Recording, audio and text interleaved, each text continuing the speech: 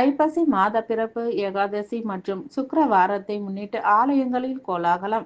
ஸ்ரீதேவி பூதேவி பெருமாள் மற்றும் தாயாருடன் எழுந்தருளி பக்தர்களுக்கு அருள்பாலித்தார். துலாம் மாதமாகிய ஐப்பசி மாத பிறப்பு பாவங்களை போக்கக்கூடிய ஏகாதசி திதி மற்றும் செல்வ செழிப்பை அள்ளித்தரும் சுக்கிரவாரம் ஆகிய 3 சிறப்புகள் ஒருங்கே அமைந்த புனித நாளை முன்னிட்டு தமிழகத்தின் முக்கிய திருக்கோவில்களில் சிறப்பு உற்சவங்கள் மற்றும் அலங்காரங்கள் பக்தர்களின் வெள்ளத்தில் கோலாகலமாக நடைபெற்றன. காஞ்சிபுரம் வரதராஜ பெருமாள் திருக்கோவிலில் போன்ற வைணவ திருத்தலங்களில் ஐப்பசி மாத பிறப்பு மற்றும் ஏகாதசி சிறப்பை குறிக்கும் விதமாக ஸ்ரீதேவி பூதேவி சமேத பெருமாள் தாயாருடன் ஒரே நேரத்தில் புறப்பட்டு பக்தர்களுக்கு அருள்பாலித்த இரட்டை புறப்பாடு வைபவம் நடைபெற்றது. சர்வ அலங்காரத்தில் எழுந்தருளிய பெருமாள் மற்றும் தாயார் வீதி உலா வந்து பக்தர்களுக்கு அருள்பாலித்தனர். இந்த உற்சவத்தை தொடர்ந்து சுவாமிகளுக்கு உகந்த தோட்ட உற்சவமும் சிறப்பாக நடத்தப்பட்டது.